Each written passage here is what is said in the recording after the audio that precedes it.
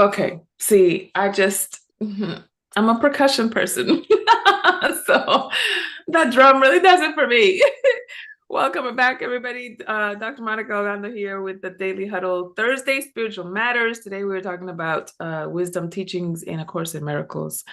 And some of you are familiar with A Course in Miracles. Put a 1 in the chat if you are familiar with A Course in Miracles, if you have heard of it, if you have ever read any of it, if you are at all familiar, put a 1 in the chat so that I know who I'm talking to.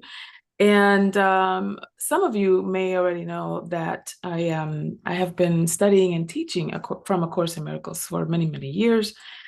And so let me give you a little context. It is a book that was written back in the 70s. And it was written by a psychoanalyst and a psychotherapist. And so, as you can imagine, these folks driven by science, particularly the woman who was the main scribe, Helen Schuckman, was very much like a scientist and very much like data and logic in mind. So when she was getting these downloads, this information, she's like, what is this? Am I having a psychotic episode? She doubted it, right? And then she started I'm just going to be obedient. I'm just going to transcribe this. I don't know what this is, and I don't know what it's for, etc. And so after much editing and compiling and putting things together, it was a several year process. What those writings became the book that we now know as A Course in Miracles. It is divided into several sections. One is the text, which expands into the philosophy of Judeo-Christian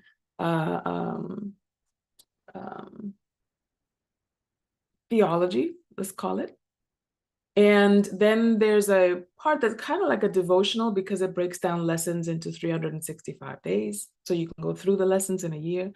And then towards the back, there's like a manual for teachers, which is about the people who would teach these things, right? The ins and the outs, the context of teaching A Course in Miracles, and then a glossary of terms.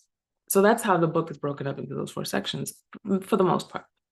What I want you to know about it, though, is that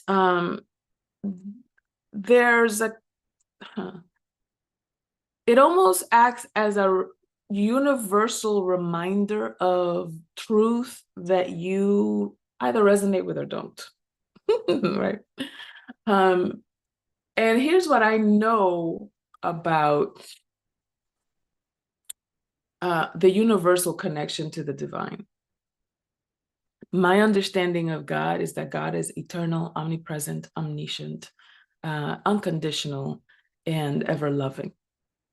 And so whether you believe in God or not does not diminish God.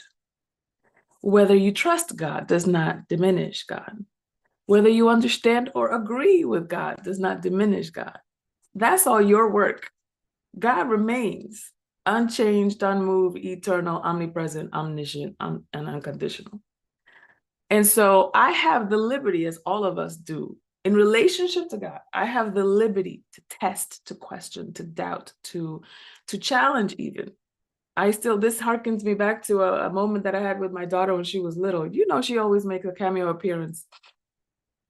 And I was about to get in that butt because she was testing my patience, and I thought she was disrespecting me because every time I would ask her to do something, she would ask me something, and I'd be like, I just want you to do what you're told. And she says, Mama, I'm not questioning you. I'm asking you a question, as though there's a difference. And there is a difference, right? Because she wasn't trying to challenge me. She was trying to get more information. I forgot that she's 5. She doesn't know how the world works. She wants more details. She's like, explain this to me. Why do I do this? And why don't I do that? And why are you asking me to do this? And why not this other thing? And like, she's just trying to make sense of the world. And so for me to take it like she's trying to disrespect me was a bit egotistical, I might say. It was like, nah, she ain't even in it like that. She's just trying to figure things out.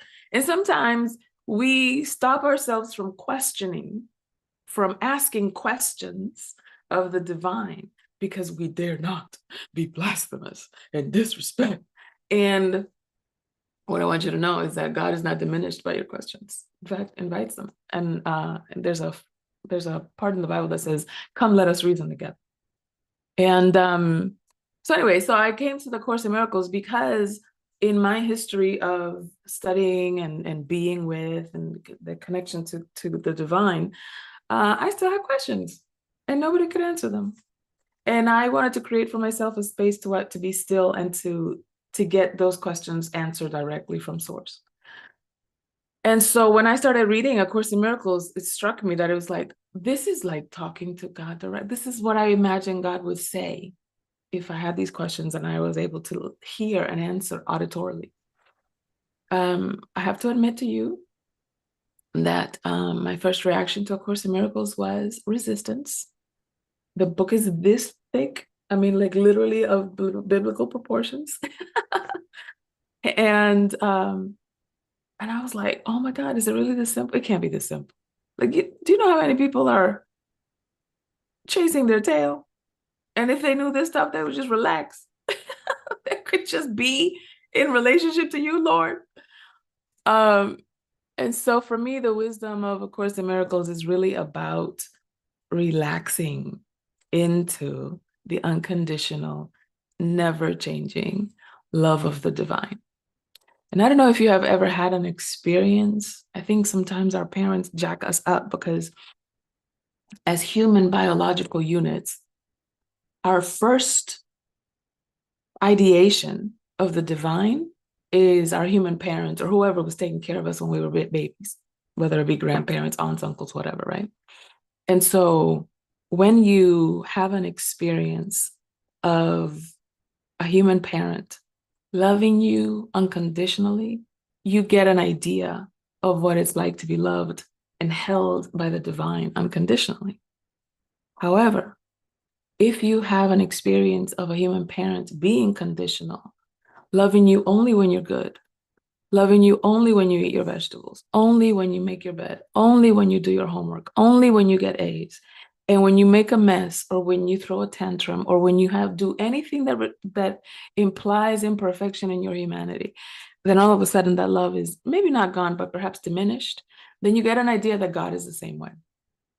And you think, if I pray right, if I go to Sunday, if I read my Bible, if I light a candle, if I wear this crystal, that crystal, or this rosary, or this crucifix, or if I wear modest clothing, or if I don't wear modest clothing, if I blah, blah, blah. Like there's some kind of if that could remove you of the love of God.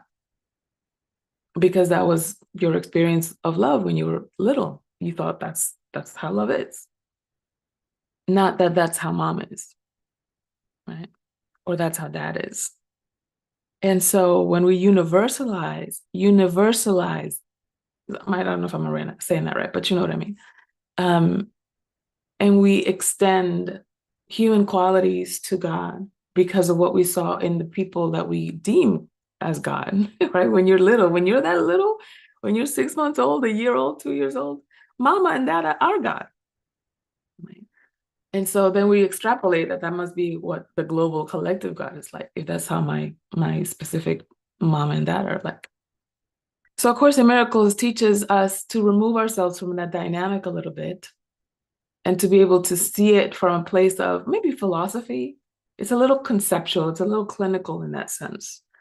So lately, for the past maybe 5 or 7 years, I have been coupling reading A Course in Miracles, which is very philosophical and heady, with A Course of Love.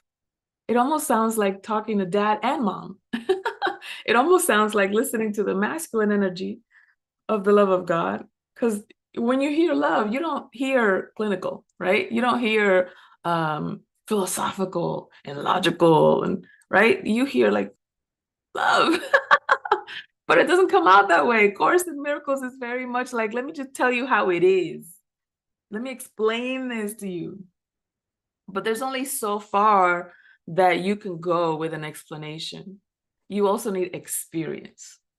An explanation can only go so much for your philosophy, for your understanding, for your contemplation, for your meditation, for like the mental stuff. But for the body stuff, for the heart stuff, you need experience. It's one thing to know about the love of God. It's another thing to feel it, to experience it, to experience yourself as being universally well held, right? And that's the part I think that sometimes people conflate.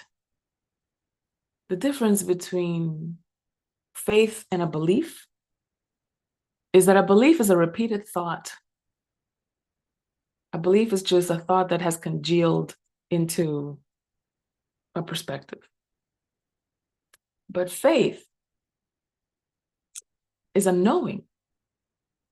It's even stronger than a belief. It's a knowing. It's like, I don't know how I know what I know. I just know. Do you have proof? No. Do you have evidence?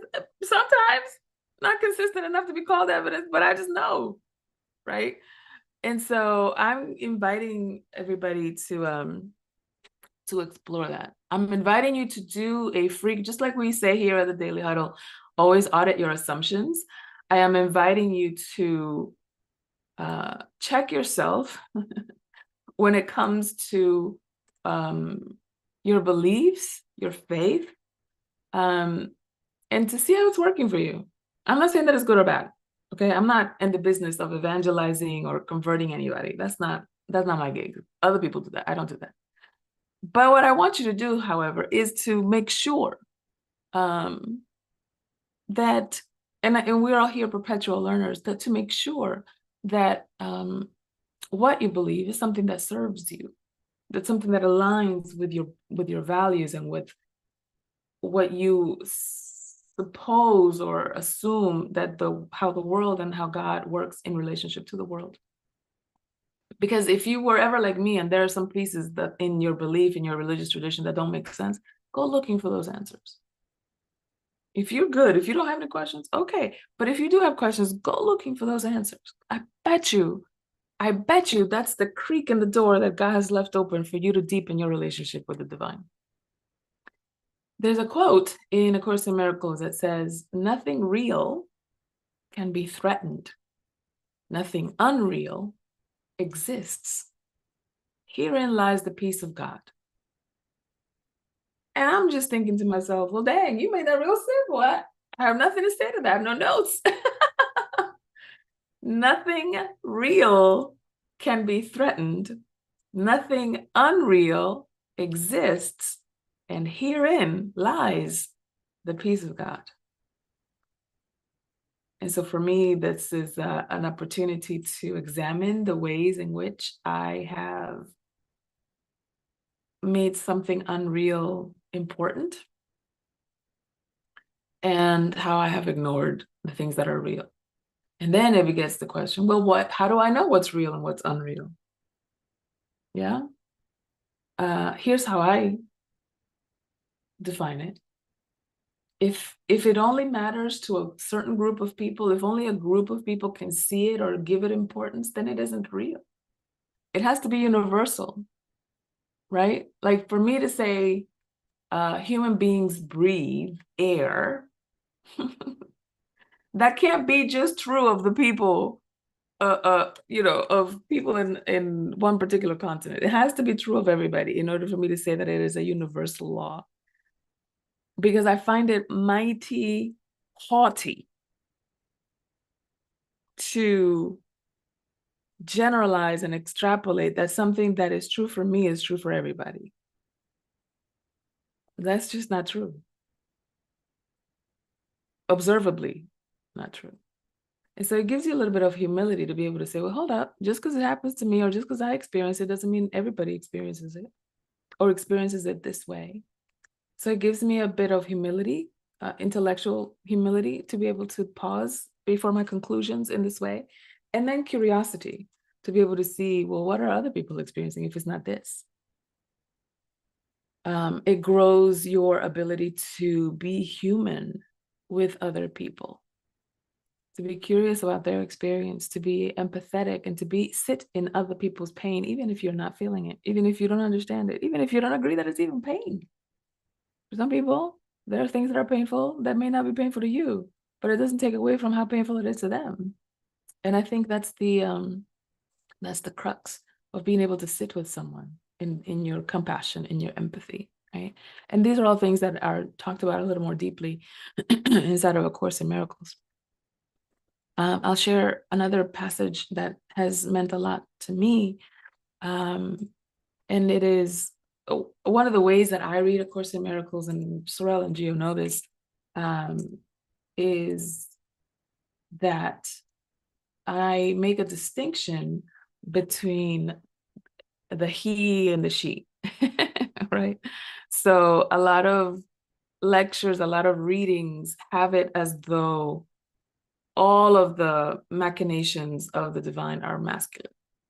And I understand, because I've read enough of spiritual literature, that there's nothing in reality that is created without the masculine component and the feminine component. So if there is no feminine component, it's because it was taken out, not because it doesn't exist, right?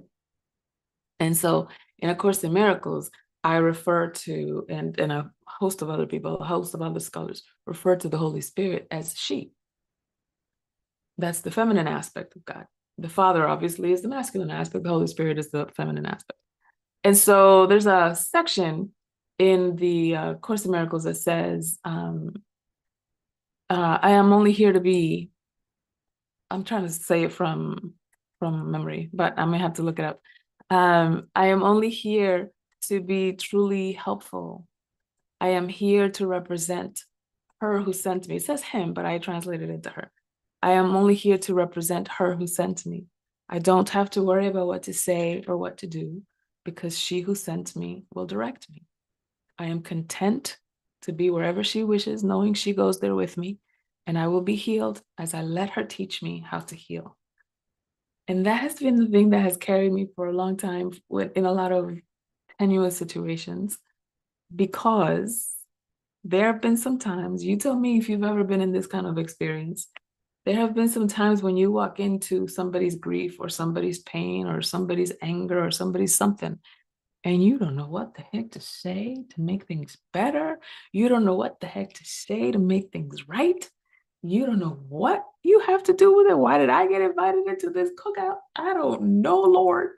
And so for me, that prayer has been such a centering, such a grounding, leveling invitation. Yeah.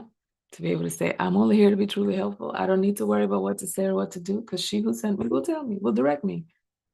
And I'm content to be wherever she wishes, knowing she goes there with me. So even if I am somewhere where I don't want to be, I know I've been sent there. It wasn't by mistake. It wasn't by accident. And I'm not here by myself. So sometimes you'll hear me talking to myself. Sorel can attest to this, because we've been in like bookstores and, lunch dates and stuff together. And sometimes it sounds as though I'm talking to somebody else instead of the person in front of me. And I'll be like, what are you saying, Lord? All right. Like I'm having a little ex parte communication over here. And I would love to hear, I'd love to hear stories of intimacy with the divine in that way. Would that be a word that you use in terms of your relationship to the divine, that it's intimate, that it's close? Is God your buddy in that way? Or maybe you're a little bit more reverent than I am. Maybe you have a little bit more like, I still say ma'am and sir to people who are older than me. That's just never going to go away. I don't care if I am older too. As I'm getting close to my 50s, I still say ma'am and sir to people who have 20 years on me. I don't care if I'm 70. The 90-year-olds get ma'am and sir. So how would you define your relationship to the divine? What are the adjectives that you would use? I want to hear from you. Abba. Abba, like father. It's very intimate. Yeah. It's not just father, it's It's a like daddy. right. Yeah. Right. And it's very, very close and very intimate and not irreverent, but joyful, playful. It's not meant to be harsh and it's he's not a building, you know. Right. So part of the reason that I am as relaxed as I am and as easygoing as I am is that my mother was very, very, she poured everything into me. She had Mhm. 7 kids and she poured everything into us. And Mhm. as her baby, I got a very intimate time with her as my older brothers and sisters were off to school and I was the only one left hanging out with her all day. And my worth and self-value all comes from that.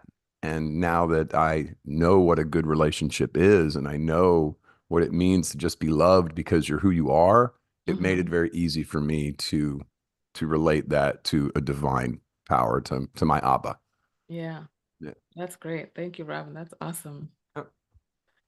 Who else has something to share? Maybe it's tenuous. Maybe, and it's okay if it's tenuous. Um, that's one of the beauties of relationships, right? That it's like relationships can transition, they can go through phases, they can go through ups and downs. There have been times, like my sister and I, as close as we are, there was a time when we spent almost 3 years not talking to each other because we were mad at each other about something. I do remember. I'm not gonna tell you what it was, but it doesn't even matter, right? That what it was that we were mad about. But it's something when you are in such a committed long-term relationship that it can withstand that level of disappointment or that level of distance, and you know you can always come back. Some of us have never had that kind of relationship because once you're gone type deal. But does anybody else want to contribute something to the conversation around describing your relationship to the divine? Or if you want to say something about your experience with A Course in Miracles, if you have some, I'm happy to hear that as well. Who else has something? You want to know how I go through A Course in Miracles through the year? Because I read it every year.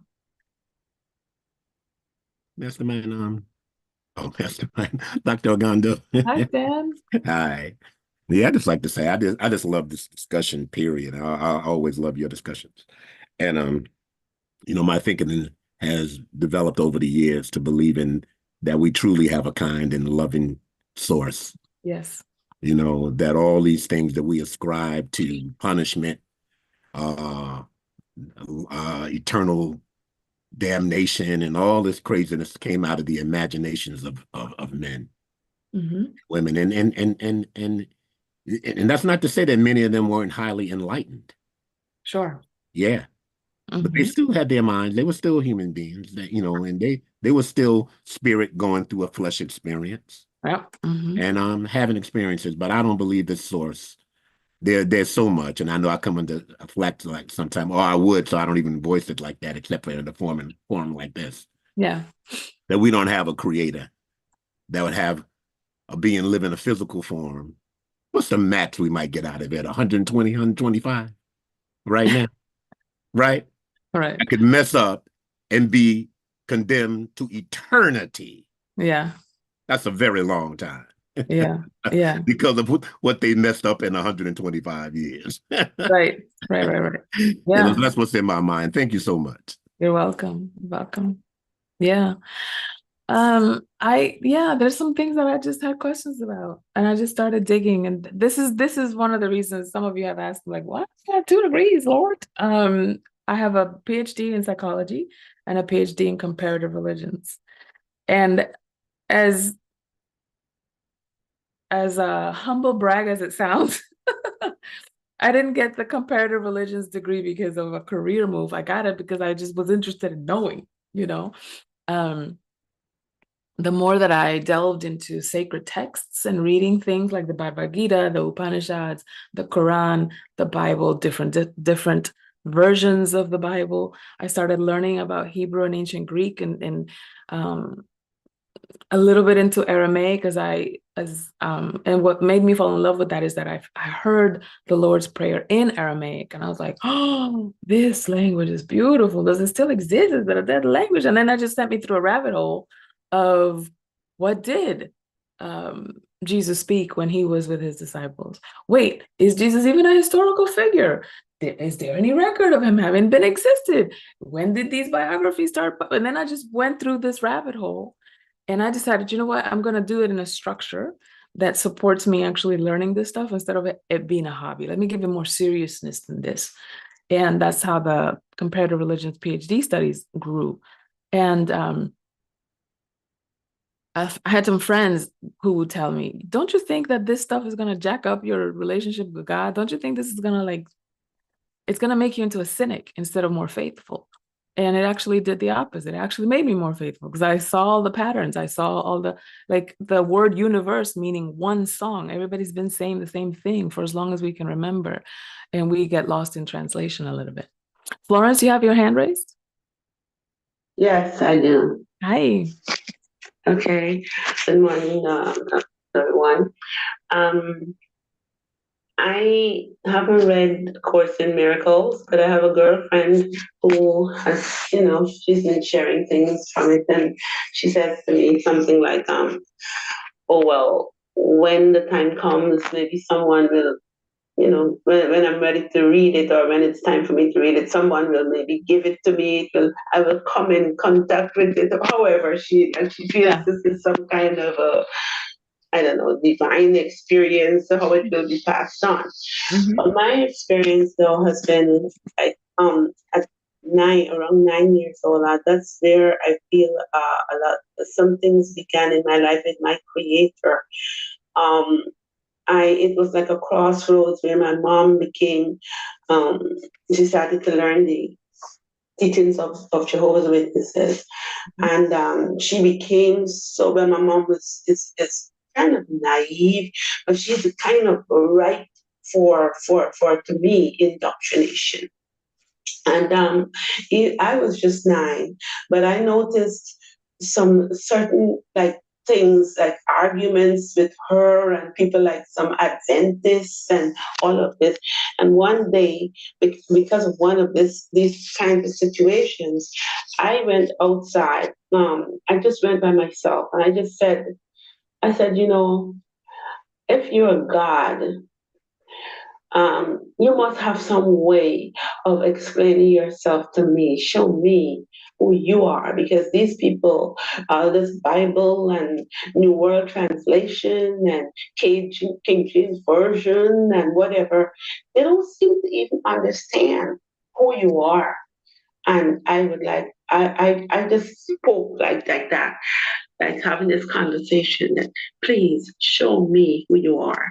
And I just believe that through my life, that this creator has been showing me, like I've had, as I said last week, conversations with this creator, asking questions, like really treating this creator as this creator is my friend. Sometimes I've had contentious relations because I'm like, why didn't you save me from this? If you're there, why didn't you protect me from that? And things like that. Oh, and sometimes I even kept my speech away from the creator for a while. And I had this kind of experience where God said, okay, the way that your daughter. Uh-oh, you're cutting out. What When do you want you us to... kept your speech away from me, and all of this. So I've been relating with this creator as a loving creator, as a person, and as Stan said, cannot see him at this creator, he or she or them asking me to do things that they don't do, like forgive my brother and sister when they are holding some book, holding my name in some book to punish me for the rest of my life or whatever, rest of eternity. I see this creator as merciful, loving, and unconditional, and like everything I need. Thank you so much for that's that. my experience. I love that. Thank you, Florence. That's awesome. Last word to you, Rashida, quickly, because we're out. You on time. You on time. Grand rising, everyone. Thank you so much, Dr. Ogando. I came on the call really late, but I can relate for the little that I heard. And one of the things that I dabble a lot into ayahuasca, and matter of fact, right now I am studying the Akashic record, and I think for me doing all this research, I also reading the Bhagavad Gita. It's just one of those books that I was like, wait a minute, did I call myself up into this, or spirit lead me into this? And the conscious awareness that I have built in the my walk of life for my 63 years that I am on this universe, on this planet, I think and I create in my consciousness that I'm God. I am God. I am who can make me and I can break me, because I can be my worst enemy and I can be my best friend. So the consciousness that I build and the spirituality that I grow into, because every day I grow larger and I grow more in depth in my spirituality. So I think we have a lot to able to change what we want to be anywhere we goes. That's my concept. Only my concept, trust me, and I live by it. So, there's a whole lot of stuff that is entailed with my ancestors believe and the instillment that they instill in me, but they always was instilling me the spirituality, the human being, the God in you, that person that you can be what you want to be. With that, I'm out, but I'm still here. Thank you so much for the topic. Really important topic. Awesome. Thank you. Thank you so much, Rashid. I appreciate you. And thank you, everybody, for your contribution to this conversation. I really do appreciate your willingness to be open about it and to share your own experiences. I think this is how we get to share our faith, our divinity, our connection to the divine. And we get a bigger perspective and a bigger understanding of what God is by watching, observing, experiencing through other people's lenses as well. So thank you again for being here. Remember to love generously, laugh a lot, exercise, move your tail feather, sleep at least 7 hours a day, stress less, eat more plant-based, give of yourself, your time, your energy, your money. Cash App everybody here $20. And of course, audit your assumptions. Always check yourself before you wreck yourself. Thanks, everybody. See you next time. Thank you so much, Doc. Thank you so much, Dr. Ogando. Thank you very much.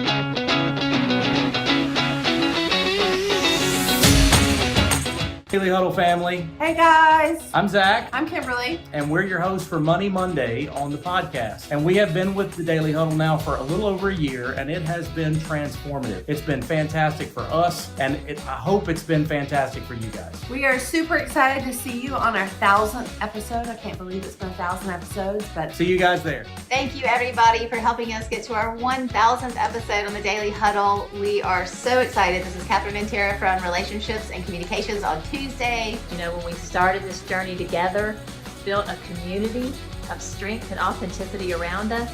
We showed up to give, but we've received more than we ever could have imagined. Way more. And it's all thanks to you. Here we are approaching the 1,000th episode of the Daily Huddle. I've laughed, I've cried in private and in public.